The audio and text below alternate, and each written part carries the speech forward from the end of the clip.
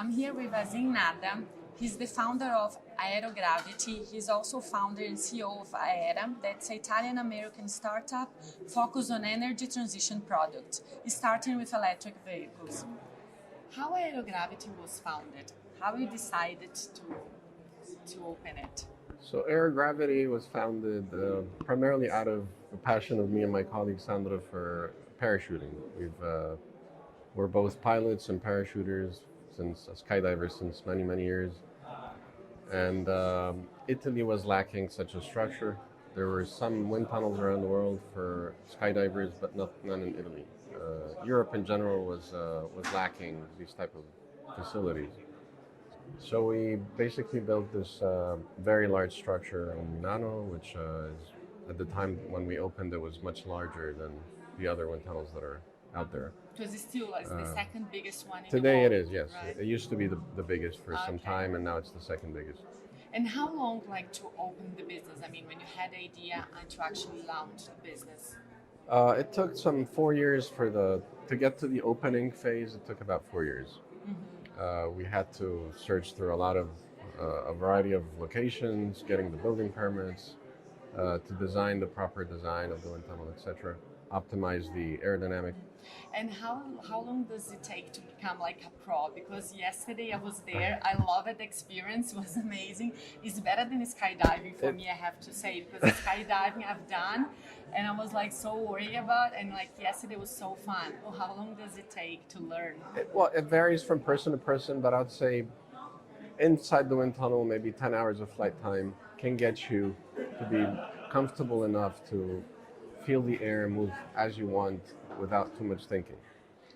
But to get a real pro, you really need hundreds of hours. Yes. And then you get to the stage where every inch of your body is feeling the air and you react to it in a certain way and become very accustomed to living in the air. Really, it becomes like your mind starts to function in a way that if you want to go forward, you need to push back. So it gets to the point where you're actually walking through a door and it comes natural for you to push back, but you're still walking on the ground, you're not in the air. So your mind begins to feel and to learn that it's living in a different environment. So yes, it takes a long time. And do you do like often? I used to. Now with work and all the other things that I'm doing, a lot less, but yes. And how many people goes there monthly? I think at the peak we have some 10,000 per month. 10,000 a month, wow. yeah, of flyers. If you're including all the visitors that come with the people that are flying, it's more, but I don't have statistics on that. We have ticket numbers. That's awesome. And then there you can have like kids and adults, right? Yes, It's like yes. it's open for Yeah, everyone. for anyone above 4 years old can fly. And is your background? Can you explain a little bit your background? My background. So personally, I grew up wanting to be a physicist. I was a theoretical physicist for some time, and then I basically left academia to join the business world. And I started by applying the things that I learned in the physics realm into the financial markets. From there, I moved on to commodity markets. I was a sizable crude oil trader for many years. And from there, I moved on to electric vehicles. Oh, cool. Yeah. And in 2020, you decided to launch AEHRA. And now you're producing cars. Actually, you just launched an SUV, right? Yes. And how did this business idea came up? It spans out of our aerodynamic experience. So the idea comes from the observation that all electric vehicles in circulation today are designed in a very legacy mentality fashion. They all still look like internal combustion engine vehicles. So if you take all the electric sedans in circulation today, they all have this long nose. They have the traditional layout of an internal combustion engine vehicle. They all have spaces that are not utilized by the customer, that are put there to make them look as much as possible as a traditional vehicle. So you have space that is lost, that doesn't optimize the experience of the customer, and at the same time you're selling cars that look like the past without a particular reason. From the aerodynamic aspect, this is not optimal.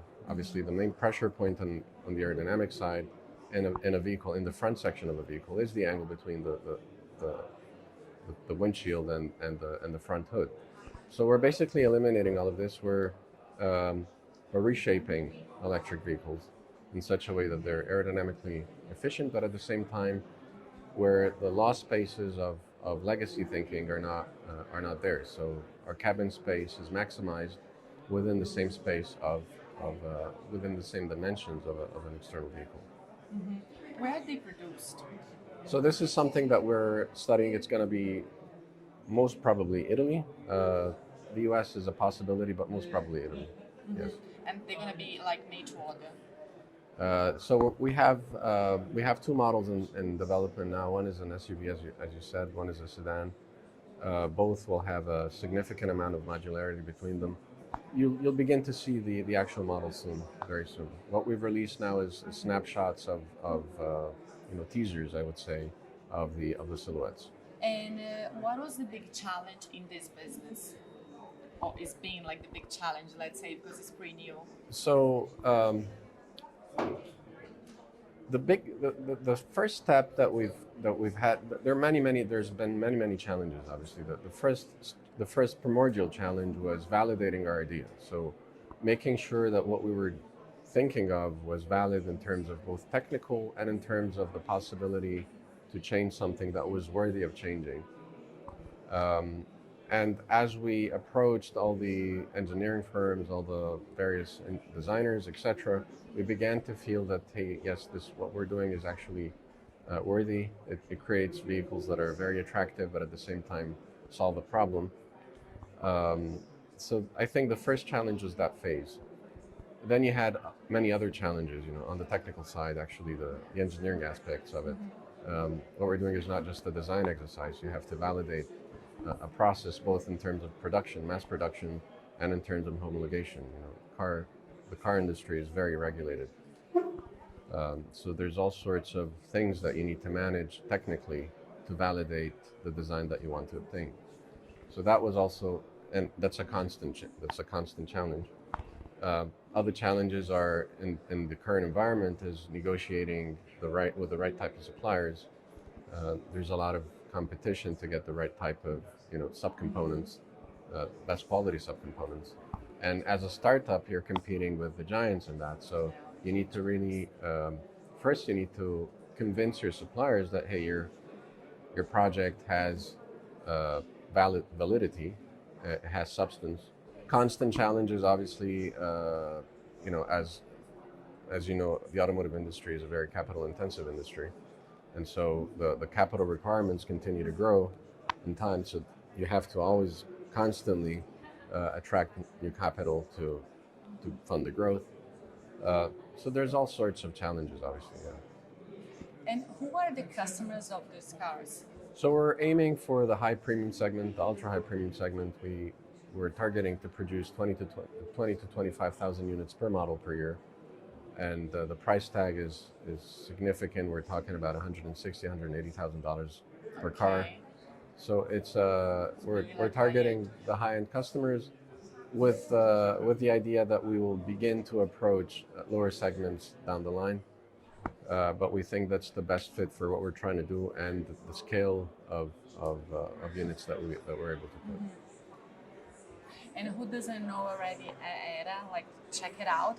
But I would like to know, like, it's supposed to be like a day-to-day car? Like... No, absolutely. It's so what we're doing is by optimizing the spaces, we're able to obtain cabins that are substantially larger than what's out there today within the same external dimensions of the vehicle. So within the space of a traditional SUV, we're able to put a cabin space that can fit 4 NBA players, plus a normal person in between them. This is on the SUV side. So absolutely, our vehicles are made for comfort, for daily use, for long voyages, for all sorts of uses. We're not targeting a sports vehicle, like in the sense of a supercar. And what do you like about being an entrepreneur? I can tell you what I don't like about being Okay, entrepreneurial, and it's the constant stress that you're living in. You're always thinking. You're never detached from your ideas. You're always living in them, and that's a good thing. But at the same time, it consumes you, right? Uh, on the other hand, it's for me. It's I can't see myself doing anything else. It's part of my nature now. It's really. Um, I, it really is entrenched into my own character now, and that's the only thing I can see myself doing generally. So, And which tip would you give to a new entrepreneur? study, be very scientific in what you do, because the edge is always when you're starting. If you're not big already, the only edge you can have, real edge, is in the validity of what you're doing. And that is always validated with the right thought process and the right information. I think that's the key to any type of activity. Follow your instinct. There's always an element in that. Believe in yourself, especially in the hardest times. You have to be very perseverant. You have to have a little bit of luck, but luck comes with the right steps and the right things that you need to do. So these are, I think, are the key. Yeah. Thanks a lot.